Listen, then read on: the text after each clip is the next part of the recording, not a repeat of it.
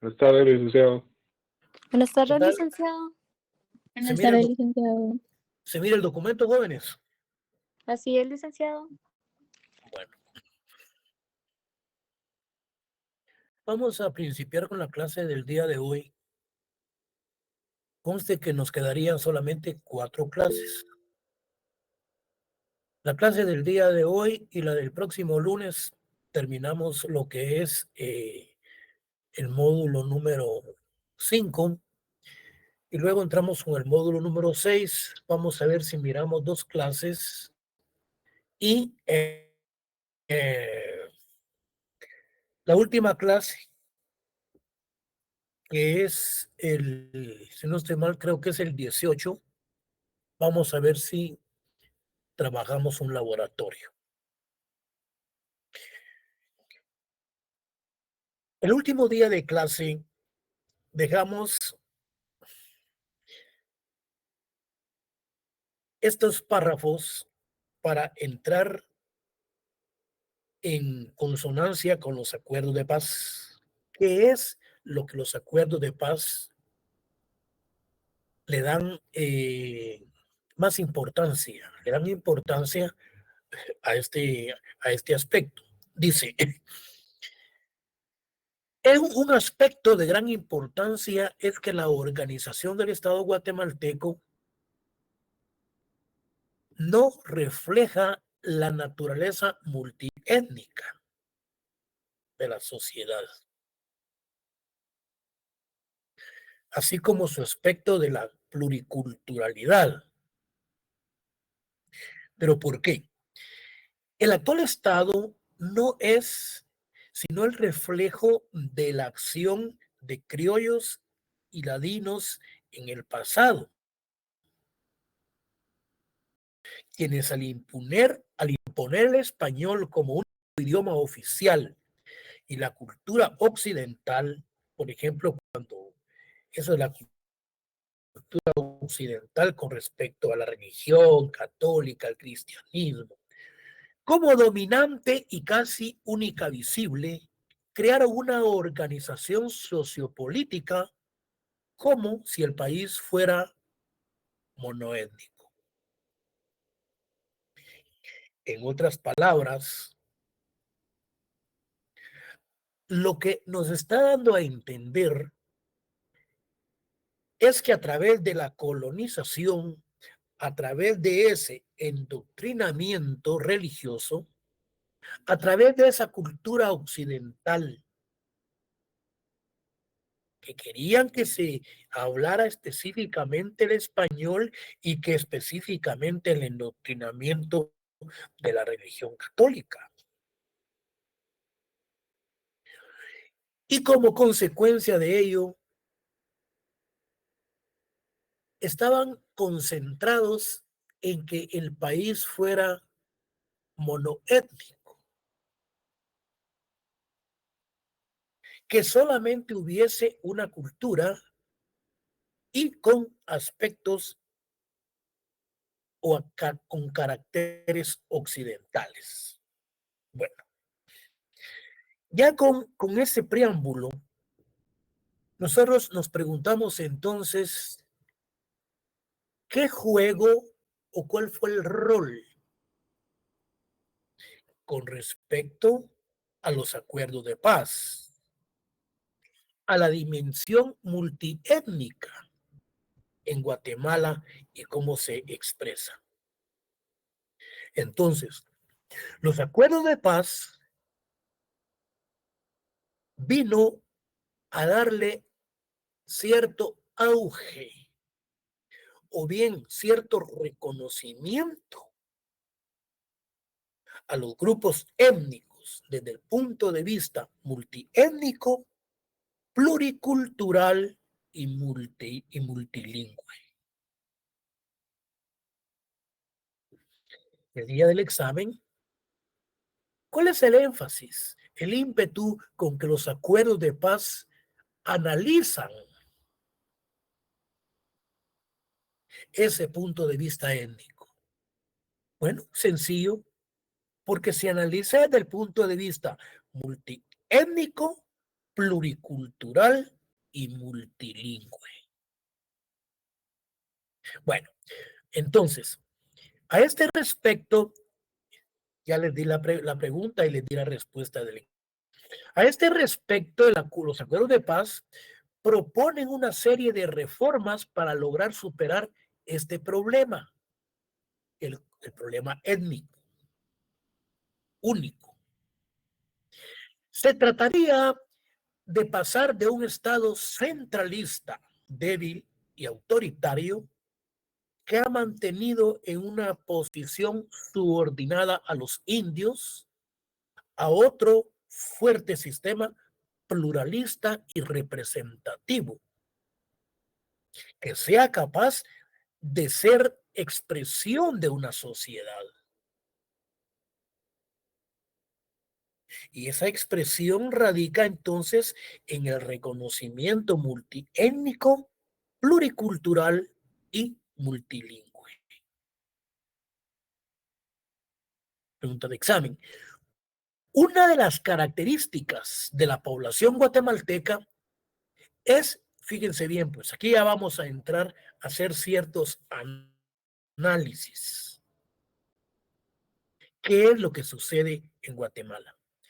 Una de las características de la población guatemalteca es su bajo nivel educativo, manifestándose claramente que las oportunidades de acceso y de permanencia en las escuelas no son iguales para los diferentes grupos sociales del país. Nos da a entender que existe, no puede ser discriminación, sino que existe ciertas preferencias, principalmente dependiendo del estatus o de bien de las posibilidades económicas de las personas que van a las escuelas públicas como aquellas personas que van a las escuelas privadas.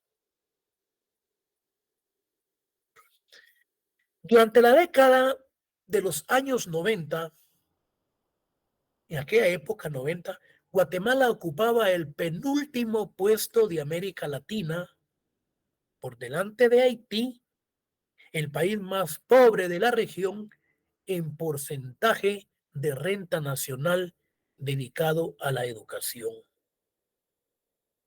En otras palabras, significa que Guatemala ha venido en la cola de los países analfabetas de América Latina, a excepción de Haití. Imagínense ustedes la situación en la que nosotros nos encontramos. Precisamente por eso nos llaman países tercermundistas,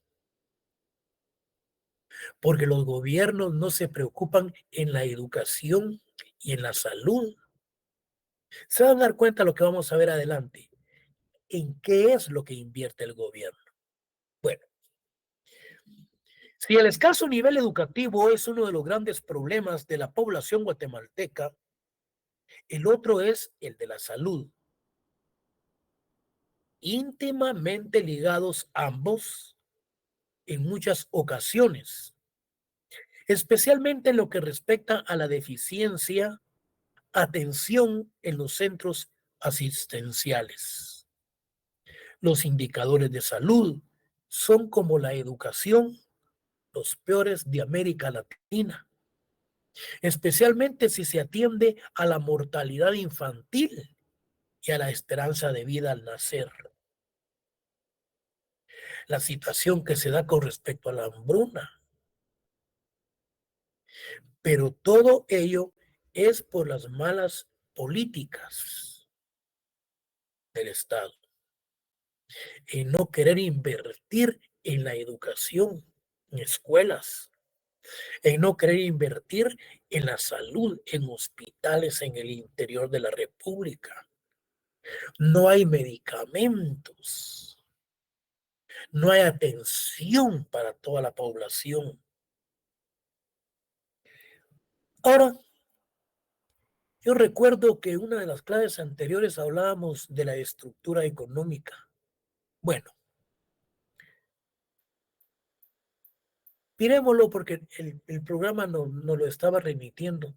Dice, Guatemala básicamente es un país agrícola, estimándose que más de la mitad de la población económicamente activa se dedica a este sector. Esto fue en el año 2011. La población prácticamente, o la mitad de la población, se dedica a este sector. Es una tasa superada solo por Haití, significativamente más elevada por Bolivia y por Honduras. Esta estructura económica agraria responde a un modelo dual. Miren, cuando nos referimos a este modelo dual, nos referimos a dos aspectos, al consumo y a la exportación.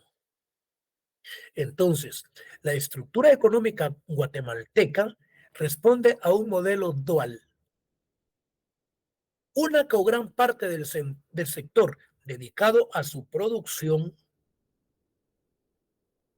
al autoconsumo, la subsistencia, y la otra más pequeña y capitalizada a la exportación.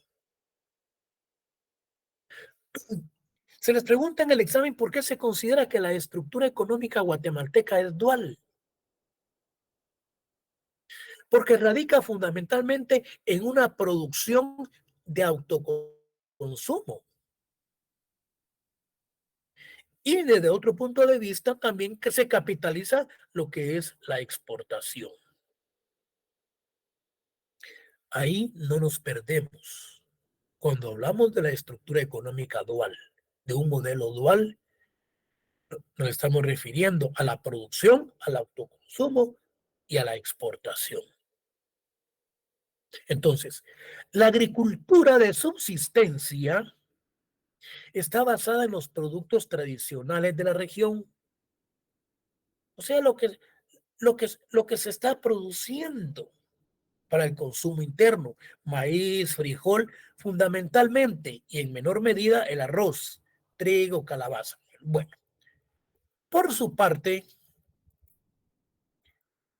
la agricultura de exportación, fíjense bien, por su parte la agricultura de exportación se basa en el café, azúcar, banano y cardamomo. Desde la independencia y hasta la época de las plantaciones cafetaleras, los ingresos por exportación procedían del índigo.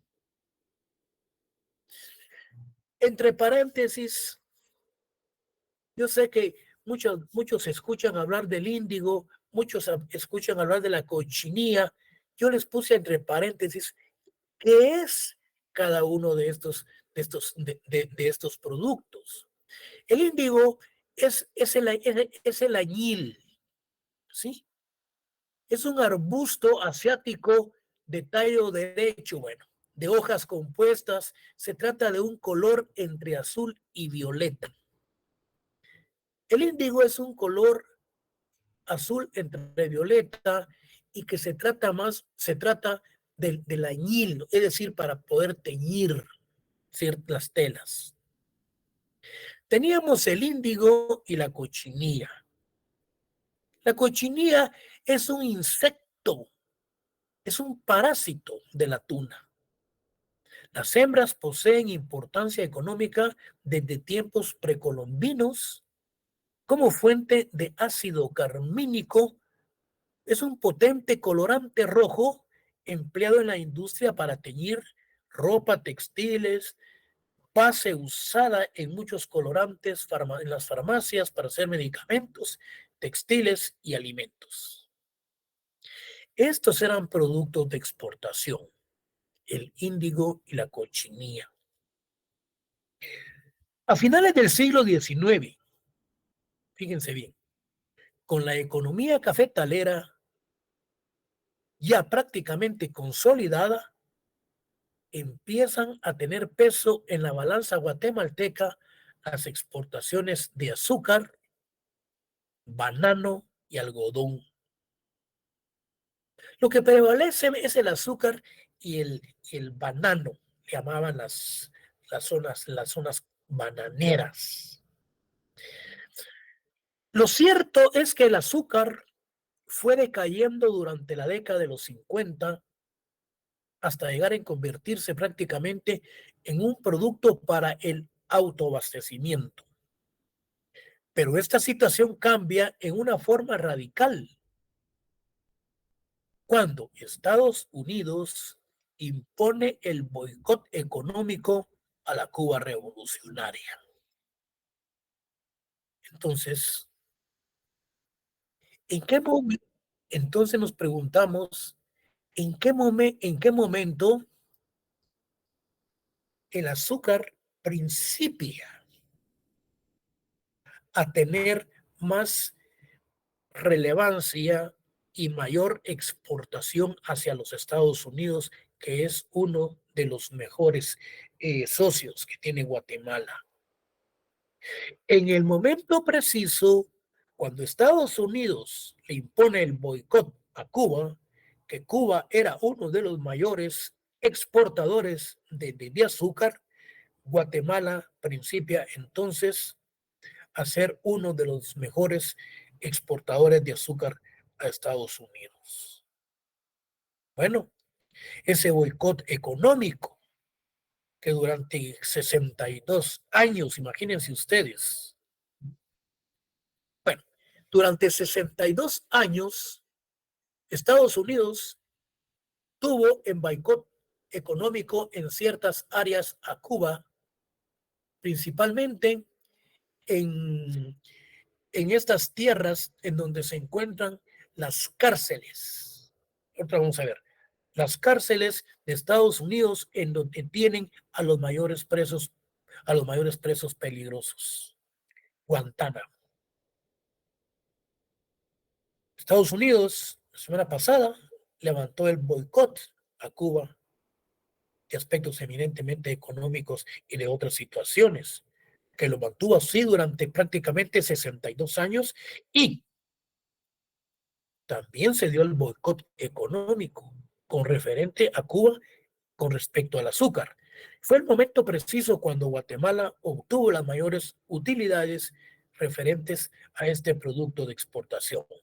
Bueno, es el momento cuando crece la demanda internacional de la producción guatemalteca y miles de hectáreas de la baja costa se transforman en plantaciones de caña y se multiplican los ingenios azucareros en el departamento de Escuintla.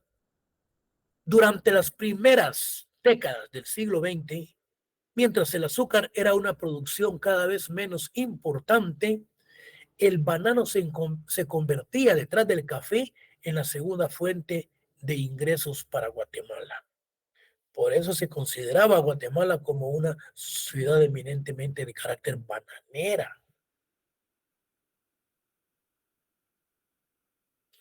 Cuando mencionamos en estos momentos precisos eh, las exportaciones del banano, era cuando la United Fruit Company, lo mencionábamos en una de las cátedras, que se encontraban en Izabal y con la sucursal en Escuintla, y en donde en la época del 44, con la llegada de Jacob Arbenz y Guzmán, principia a crear el decreto 900 y se dan las expropiaciones de las grandes extensiones de tierra de estas compañías en virtud que casi no pagaban impuestos, ni de exportación del banano, ni de las tierras que producían estas grandes cantidades de banano de exportación.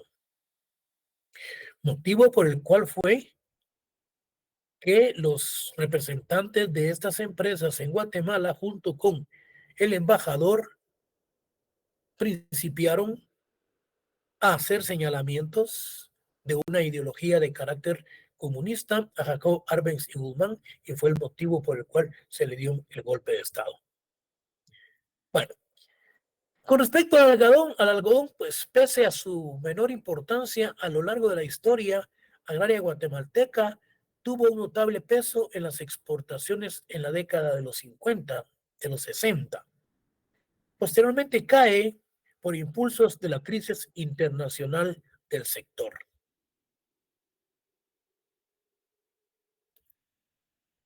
Aquí estamos hablando del carácter económico, de la estructura económica guatemalteca. Con respecto a las exportaciones, el principal cliente para Guatemala es Estados Unidos, como lo mencionábamos.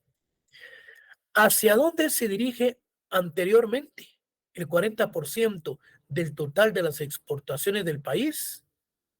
Seguido por el conjunto de América Latina, Japón, Alemania y Gran Bretaña. Significa entonces que Estados Unidos es uno de los principales socios en Guatemala en el aspecto de carácter eminentemente comercial. Tenemos algo muy importante. Asimismo, tenemos el turismo, siendo en estos momentos una de las principales fuentes de ingreso para Guatemala, llevando el camino en convertirse en una fuente fundamental. Bueno, ahorita principia esta industria de chimenea a, a tener más auge por los problemas que hubo de la pandemia, por las cuestiones de las calamidades de carácter natural, que no ha permitido que en Guatemala tenga pues mayor afluencia turística como lo tiene Costa Rica, lo tiene Bolivia, Ecuador y otros países de Latinoamérica. Lo que aquí podemos mencionar que lo que le ha coadyuvado, lo que ha apoyado, lo que ha ayudado al fortalecimiento de una estructura económica, realmente son los guatemaltecos que están en Estados Unidos, con las, con las remesas que ellos envían, con las divisas que ellos envían. Esas remesas es el gran fortalecimiento que ha tenido el país, porque con respecto a los impuestos, a las recaudaciones, pero ¿por qué el gobierno se le hace de grandes auges, que ha sido uno de los mejores gobiernos en cuanto a los aspectos de carácter eminentemente estructural y económico del país? No se discute que se ha puesto control cruzado con las aduanas para controlar las evasiones de impuestos, pero realmente lo que ha prevalecido son las remesas de los guatemaltecos, que son millones los que ingresan mensualmente. Y eso es lo que ha fortalecido el aspecto de carácter eminentemente económico. No es que el gobierno sea apto y que sean doctos en la materia para una recaudación fiscal. Es una gran demagogia que están haciendo en los medios de comunicación. Bueno, con esta base estructural notablemente débil, Guatemala ha de enfrentarse al reto del desarrollo económico, haciendo crecer sus exportaciones, atrayendo inversión producto del exterior, en un intento de ubicarse en una mejor situación en una economía sometida al proceso conocido como globalización. En una de las cátedras anteriores hablamos de una globalización y hablábamos también del neoliberalismo. ¿Qué repercusiones trajo el neoliberalismo? ¿Y qué es lo que busca la globalización? Análisis y estudios estructurales del sentido de la globalización a nivel internacional. Cambios. Para finalizar esta aproximación a la estructura económica guatemalteca, nos referimos al sistema fiscal. Todos los procesos financieros y comerciales en una nueva política de gasto público que requiere, lógicamente, el cobro de impuestos. Los ingresos fiscales que obtiene el gobierno guatemalteco han representado una de las cantidades más bajas del mundo, han representado una de las cantidades más bajas del mundo Aquí anotamos han representado o representaron. Han representado o bien representaron una de las cantidades más bajas del mundo, tanto por la pésima estructura hacendaria como por la ingente cantidad que alcanza la evasión de impuestos. Por su parte, el Estado tiene como comportamiento habitual al no ejecutar todo el presupuesto en salud. Aquí pongan atención. Aquí vamos a ver, vamos a subrayar algo.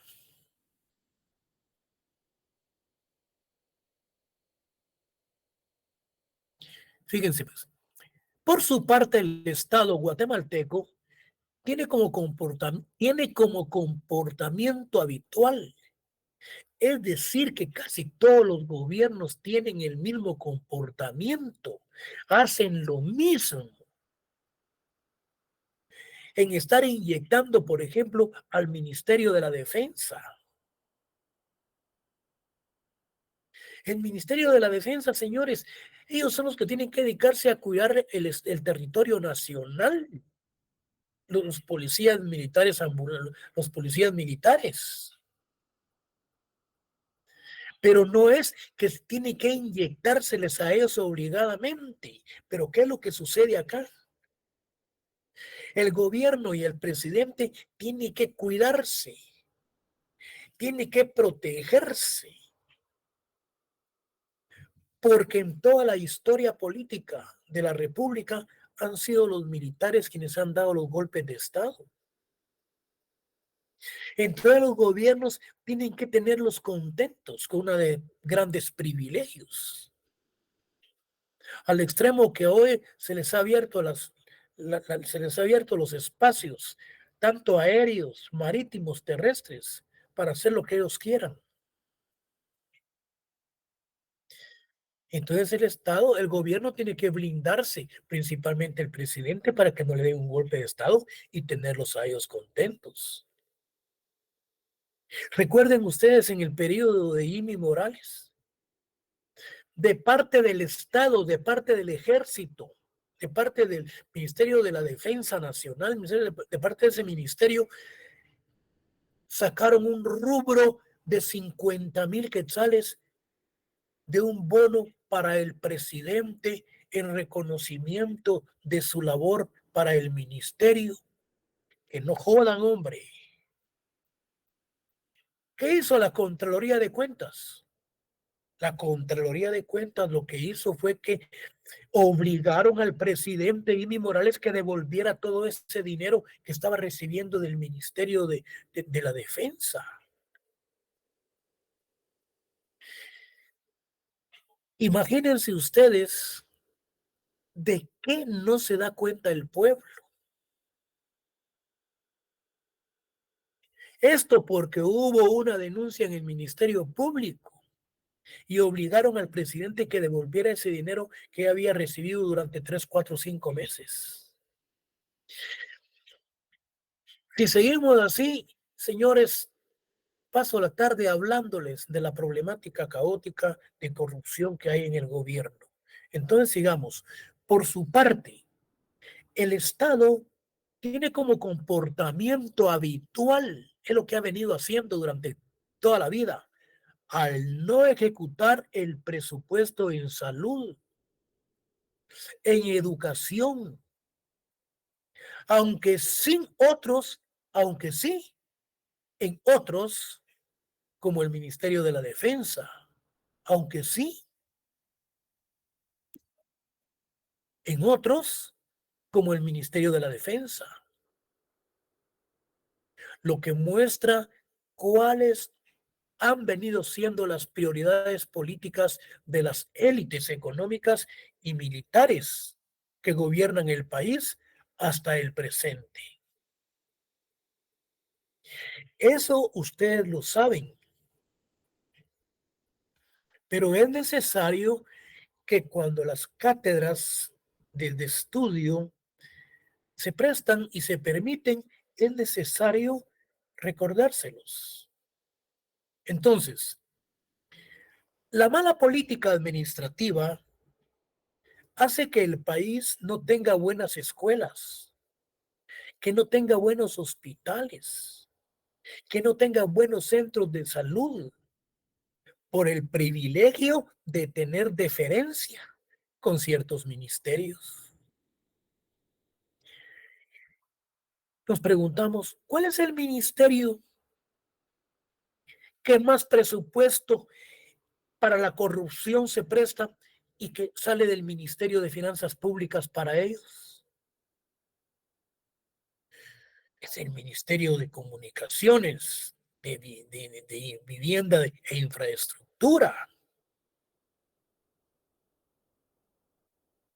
porque es a través de las contrataciones de obra, principalmente de la reparación de carreteras, de escuelas. Todo ese dinero sale del Ministerio de Comunicaciones, de Obras Públicas e Infraestructura y Vivienda. Ahorita los pueblos indígenas, los de los 48 cantones, ya crearon una comisión de supervisar la mayor parte de las obras que está construyendo el Estado. Por ejemplo, en las carreteras hay una comisión de los 48 cantones en donde van a ver si es cierto que están poniendo las medidas internacionales que tienen que tener de grueso el asfalto. Porque de lo contrario solo ponen como 1 pulgada o menos de 1 pulgada, que con las primeras lluvias se lava y todo el dinero que se hace. Ahí es donde está la corrupción. Si es una inversión de 100 millones, están invirtiendo ellos 25 y se están robando 75 millones, señores. Y así en todo lo que se trata de la obra pública del Estado. Esa es la situación, como dijera el presidente de El Salvador. Dinero hay, dijo. Lo que sucede es que el dinero cuando se lo roban no alcanza, definitivamente. Y dentro de los programas y de las estrategias que tiene el gobierno, el futuro gobierno con Arévalo, está el de cerrarles el chorrito o el gran chorro, cerrar el Ministerio de Finanzas para esos ministerios, controlarlos y supervisarlos, cómo es que se están dando las licitaciones. Bueno, en la actualidad existen grandes presiones populares, ahorita es lo que a nosotros nos interesa. En la actualidad existen grandes presiones populares para que el Estado actúe en base a la Constitución Política de la República. Aparte de que los acuerdos de paz establecieron determinadas metas en materia de salud, educación, seguridad civil, justicia, vivienda, además de acordar otros objetivos prioritarios en cuanto a desarrollo rural y financiamiento de compras de tierras. Ahí están los acuerdos socioeconómicos firmados con la firma de los acuerdos de paz, que tiene 12 acuerdos. Acuerdos sobre desarrollo social, acuerdos sobre desarrollo económico, acuerdos sobre materia en cuanto a aspectos de materia en materias agrarias, agrícolas, en salud, jóvenes. Son 12 acuerdos que se tiene que darle cumplimiento para el desarrollo económico del país. Continuemos. Bueno, lo agrario, que es lo que nosotros estamos viendo en nuestra materia, es el eje de los obstáculos para el desarrollo humano en Guatemala. Tenemos esa problemática porque Guatemala es un país eminentemente agrario. Sin embargo, pues se adhiere en que también es un país exportador. Lamentablemente se le cortaron las alas para que fuese un país de carácter eminentemente industrial con el golpe de estado de Arbenz. Entonces, el tema agrario constituye el eje de los obstáculos para el desarrollo humano en Guatemala. Este aspecto agrario, a su alrededor, se articulan factores que impiden la consolidación de la paz y la construcción de una sociedad democrática, equitativa y multicultural. Esto es lo que están reclamando los 48 cantones, que están haciendo paros y están haciendo las manifestaciones. Ellos hasta ahora que se organizaron y alzaron la voz, porque ellos han estado aislados.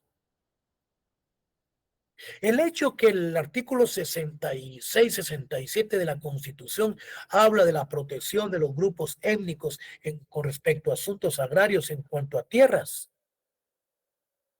ellos han sido discriminados desde la época de la colonización. Yo he dicho en el curso de Derecho de los Pueblos Indígenas que si los indígenas, los grupos étnicos, los grupos tribales, esos grupos se unifican, jóvenes, ellos son la mayor parte de ciudadanos que conforman esos grupos multiculturales, multilingües, pluricultural. Si ellos se unifican y les permiten que se les inscriba como partido político, como el que estaba como en el partido anterior se los cancelaron, que era el Movimiento de Liberación de los Pueblos, jóvenes, me van a disculpar. Nosotros tendremos en el próximo periodo un presidente que sea de raza indígena, porque ellos son más. Precisamente esa es la cooptación del Estado y es lo que ellos no quieren y no están permitiendo. ¿Cómo no inscribieron a Roberto Arzú? ¿Cómo no inscribieron al Movimiento de Liberación de los Pueblos con doña señora esta Telma Cabrera y este señor Rodas? Era por lo mismo, que estaban perdiendo sus privilegios, porque ellos eran los que iban a ganar. Pero no se dieron cuenta que el pueblo también ya despertó. Cuando el movimiento Semilla habló de la cooptación del Estado y habló de la situación de gran corrupción que, que había ya con pleno conocimiento de todos, los pueblos indígenas dijeron, nosotros hemos perdido nuestra democracia. Somos parte de una exclusión social y de un desarrollo desigual, entre otras realidades. Tienen su origen en un modelo basado en la apropiación de la tierra y el trabajo de las poblaciones indígenas del país. Los pueblos indígenas ya abrieron los ojos y se dieron cuenta que desde la época colonial ellos han sido excluidos, han sido marginados, han sido explotados, se les ha tratado como ellos han querido.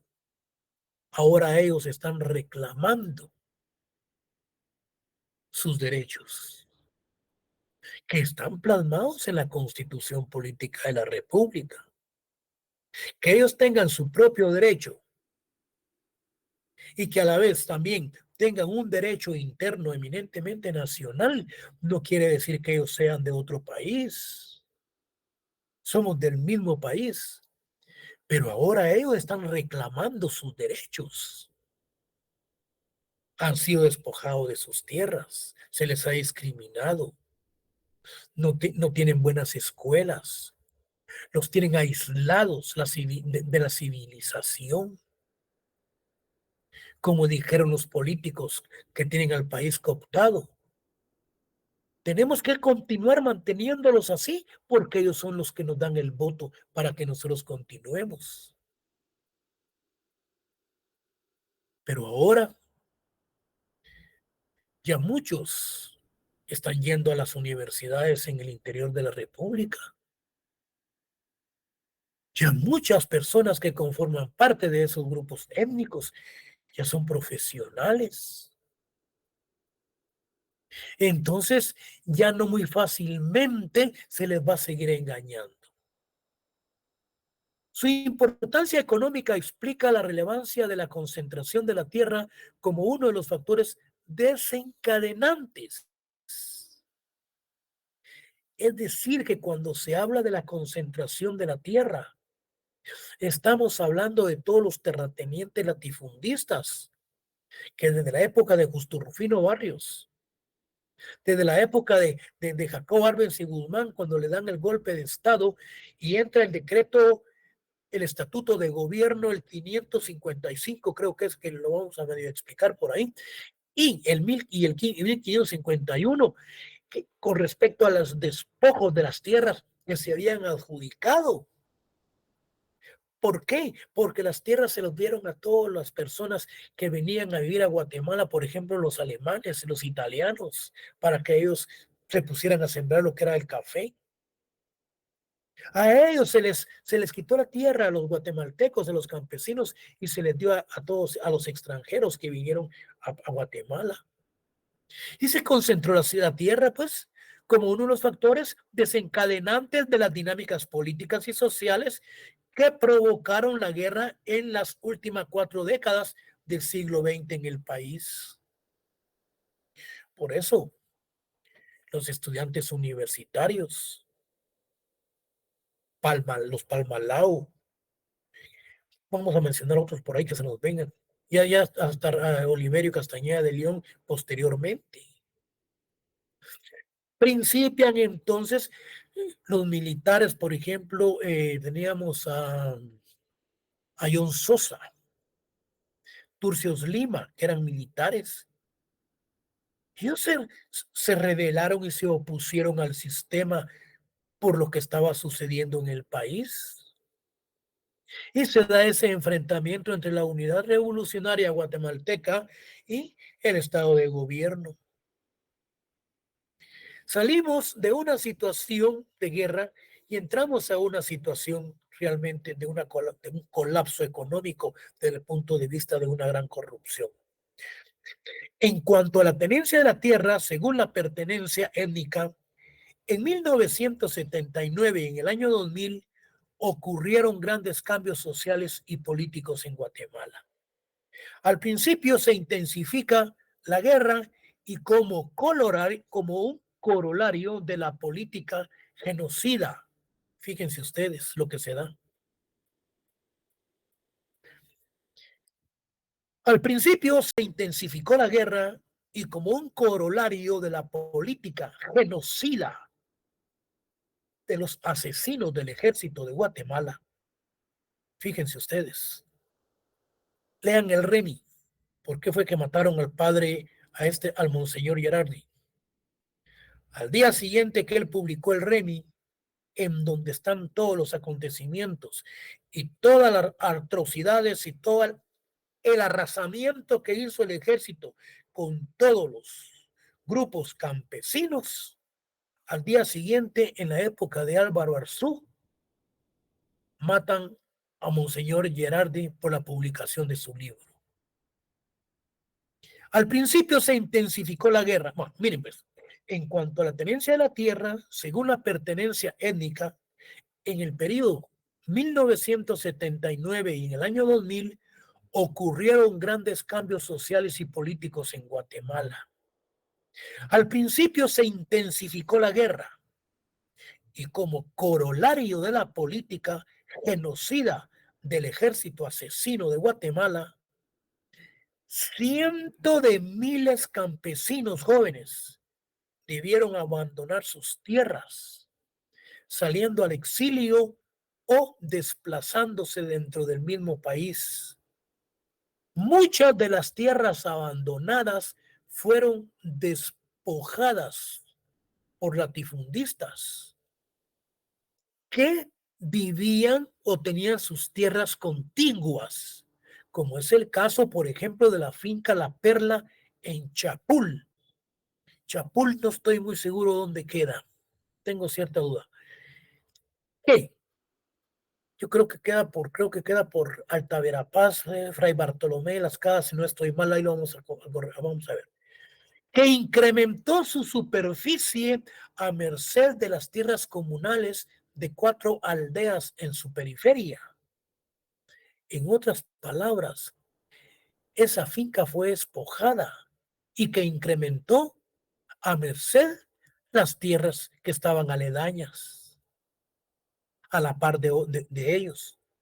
Otras fueron entregadas por el ejército a los patrulleros de la autodefensa civil, que estos sean los encargados de ir a matar a los campesinos.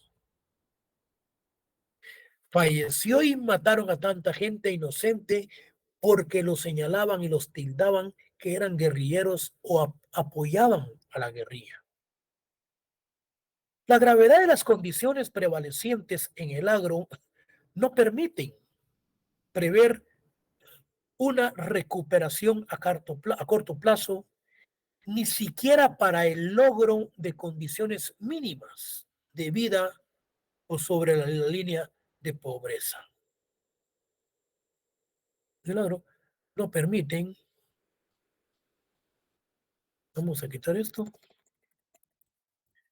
Decíamos, entonces, la gravedad de las condiciones prevalecientes en el agro no permiten prever una recuperación a corto plazo, ni siquiera para el logro de las condiciones mínimas de vida o sobre la línea de pobreza. Es decir, que aún hay una situación bastante difícil. Por ello es necesario la transformación de las estructuras de distribución y tenencia de la tierra en el país y una política de desarrollo. Los derechos de las mujeres, aquí me ponen atención. Vamos a ver. Miren pues, los derechos de las mujeres, los indígenas y la conservación del ambiente. La composición multicultural de Guatemala es una de las causas que existan distintas formas de tenencia, gestión y administración de las tierras. Casi en general, los campesinos no tienen títulos de propiedad inscritos en el registro de la propiedad y sus derechos se asientan sobre usufructos comunales o municipales y la memoria de su comunidad. Es decir, que en virtud de todas estas situaciones, muchos de los campesinos pues perdieron sus títulos de propiedad, los cuales no están inscritos en el registro. Y como consecuencia, los latifundistas que se encontraban a la par, pues lo que hicieron fue engrandecer sus territorios. Bueno, a diferencia de los propietarios legalmente establecidos, es decir, los latifundistas, los campesinos sin título se encuentran siempre en el peligro de ser despojados de sus tierras y no tienen acceso al crédito bancario que exigen garantías hipotecarias. Si ustedes se dan cuenta, y los que ya leyeron el REMI, ese REMI es el registro de todas las situaciones monstruosas que realizó el ejército.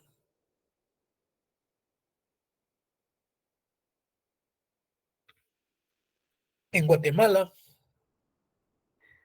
por la lucha y el enfrentamiento que se daba contra la Unidad Nacional Revolucionaria, la URNG.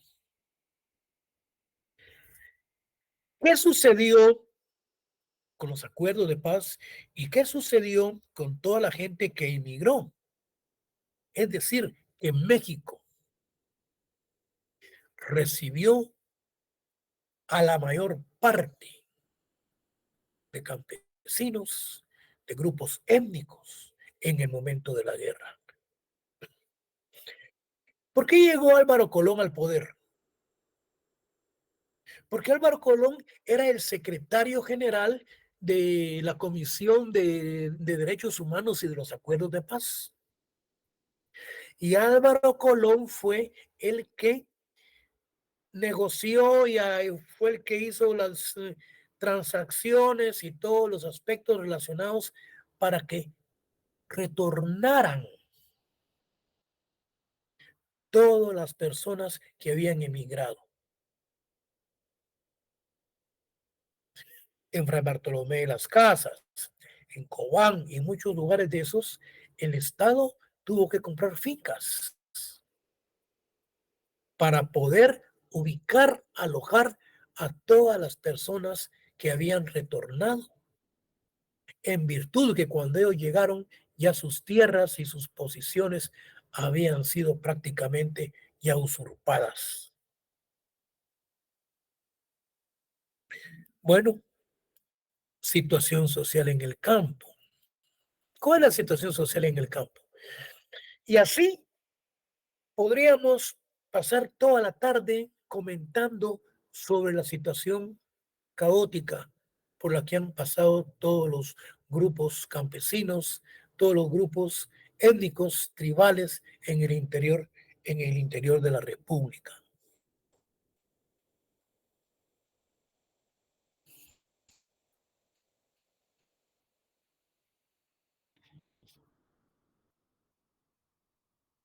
Quiero ver algo.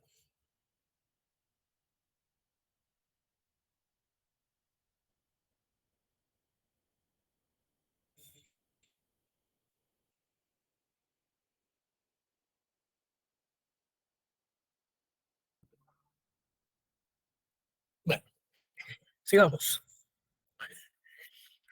La situación social en el campo. Esa concentración de la tierra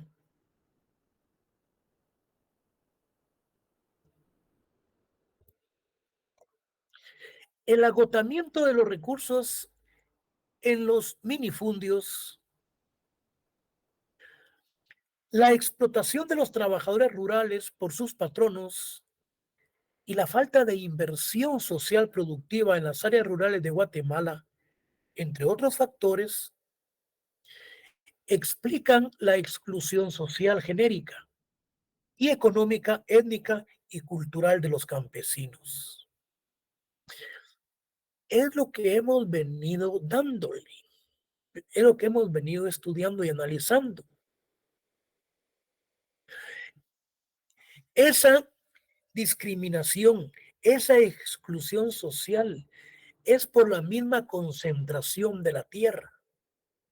Y cuando hablamos de la concentración de la tierra, jóvenes, estamos hablando de los terratenientes, estamos hablando de los grandes latifundistas. Y la situación es que la misma estructura social y económica, miren, tal como lo dijo una oradora el día de ayer en frente del Ministerio Público. Ya dijo, dejemos de estar comprando huevos nacionales. Ya dejemos de estar comprando pollo nacional. Ya dejemos de estar convirtiendo más millonarios a los González, a los Gutiérrez, a los de Pollo Campero, porque ellos son los que nos tienen así. Si nosotros tenemos nuestra propia casa en el interior de la República, dicen, ¿por qué no convertimos un invernadero o podemos sembrar, por ejemplo, tomate, por frijol, sembrar algo para nuestras verduras, para el consumo de nosotros, y ya no les consumamos nada a ellos. Miren Cementos Progreso y otras empresas que han concentrado el poder en cuanto a las explotaciones, no permitiendo la participación de otras personas. Ya no les hagamos, los convirtamos en más ricos de los que son. Miren, esa señora que habló el día de ayer, dije, debe ser estudiante. Y sí, en efecto, es estudiante de Shela, de esos lugares de Totonicapán o de Huehuetenango. Le puso el dedo a la llaga. Les dijo en dónde estaba la problemática. Ya desliguémonos de esa dependencia que tenemos con ellos. Ellos son los productores de las aves, dijo. Son los productores de los huevos. Y es lo que nosotros consumimos. Tengamos nuestra creencia de gallinas, consumamos nuestros propios huevos y nosotros convirtamos un jardín o una situación relacionada con la producción de verduras, dijo. Miren,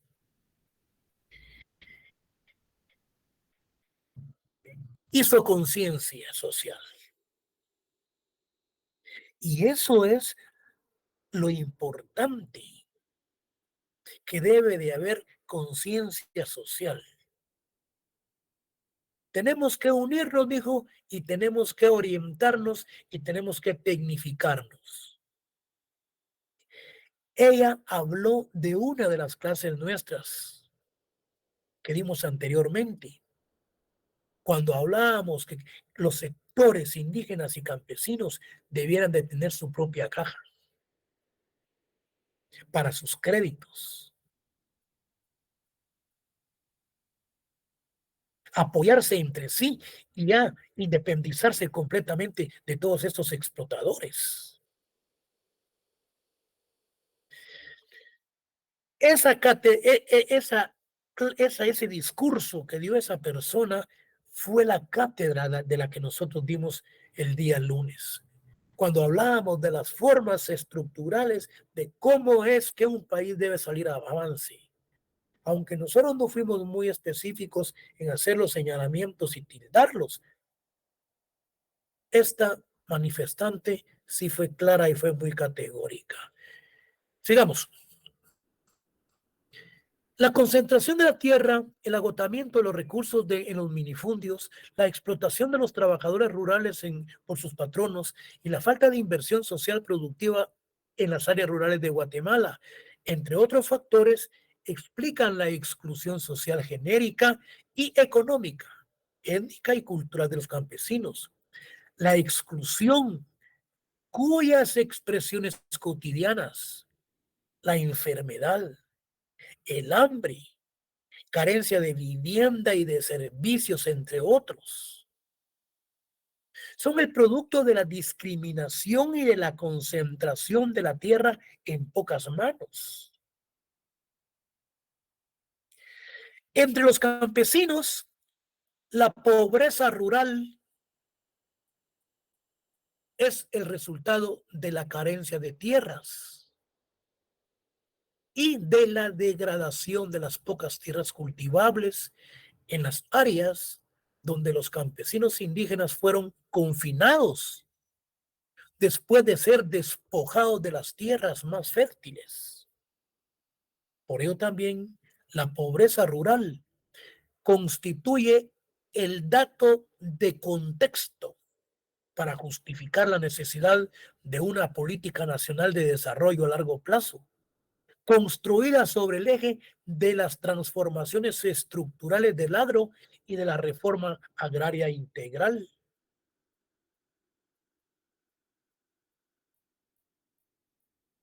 La falta de seguridad alimentaria para una población campesina constituye una de las expresiones más evidentes de la carencia de medios de producción, principalmente cuando se trata de sociedades con una antigua tradición agrícola y sofisticados sistemas de producción y gestión de los espacios rurales. Cuando una población campesina se ve azotada periódicamente por el hambre, fíjense pues, significa que no tiene tierra para cultivar y que ha perdido sus territorios comunes. Por ello, la inseguridad alimentaria es una manifestación del despojo y consecuentemente una característica de la pobreza campesina. Un ejemplo de ello es la hambruna ocurrido entre los chortí. Sí. Un ejemplo de ello es la hambruna ocurrido en Chortí, en Chiquimula, en el año 2001.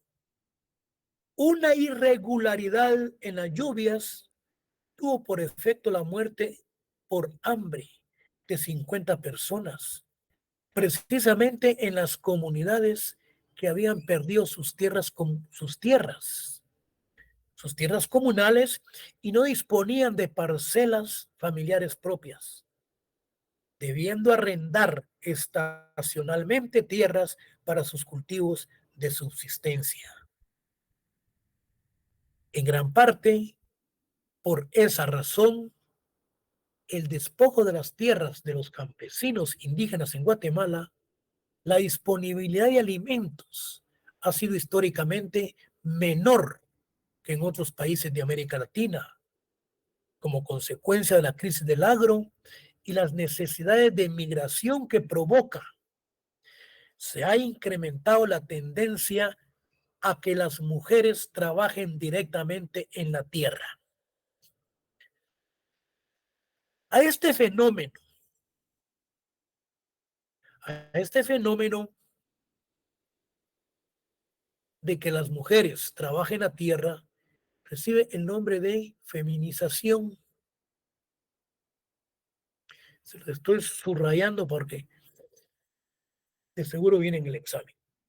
Como consecuencia de la crisis del agro y las necesidades de emigrar, esto ha provocado y se ha incrementado la tendencia a que las mujeres trabajen directamente en la tierra. A este fenómeno se le llama feminización de la agricultura. El fenómeno de la feminización de la agricultura es por la propia necesidad que las mujeres tienen que emigrar a la ciudad, al área urbana, o bien tienen que emigrar a otro país, o bien tienen que dedicarse específicamente al trabajo de la agricultura. Y a ese fenómeno se le llama la feminización de la agricultura. Desde el punto de vista cultural, la invisibilidad de la mujer en las actividades productivas agrícolas y no agrícolas es común. Por otra parte, las tasas más altas de analfabetismo de las mujeres contribuyen a su marginalización de la vida económica.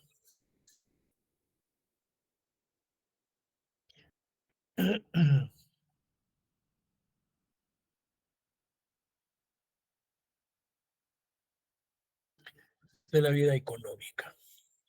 Sigamos. Quiero ver algo. Permítame.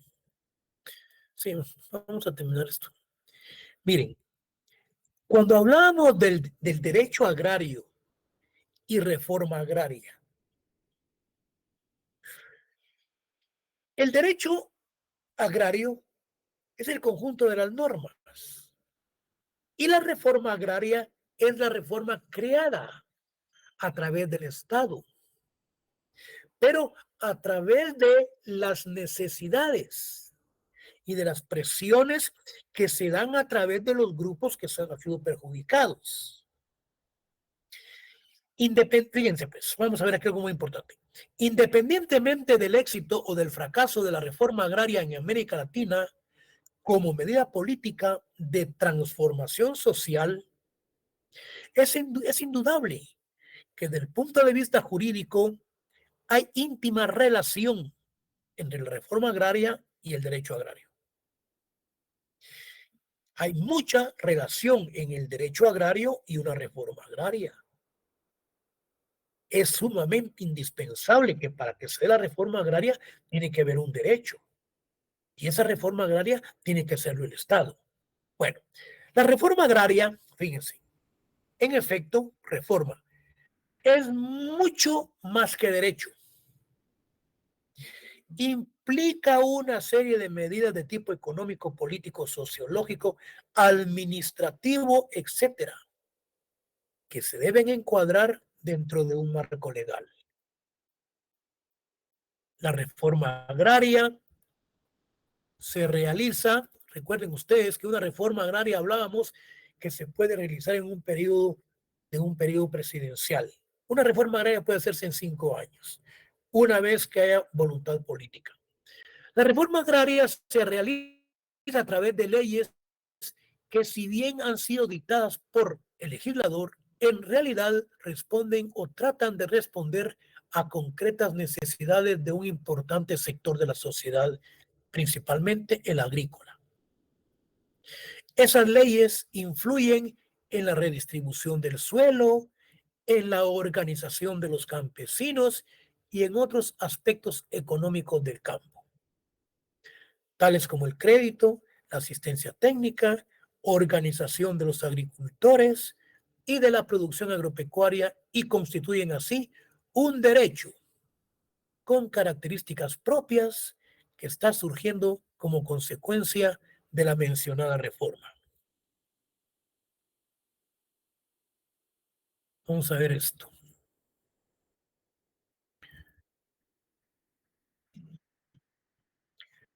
Creo que ahí, vamos al 1545. Creo que acá nos vamos a quedar jóvenes para entrar a ver lo que es ya el derecho. Si ya vimos la reforma agraria, vamos a entrar a ver lo que es el derecho agrario, el último día de clase. Si tienen ustedes alguna pregunta, a la orden. Si no, nos miramos el próximo lunes, jóvenes. Pasen feliz tarde. Feliz tarde, licenciado. Feliz tarde, licenciado. Feliz tarde, licenciado.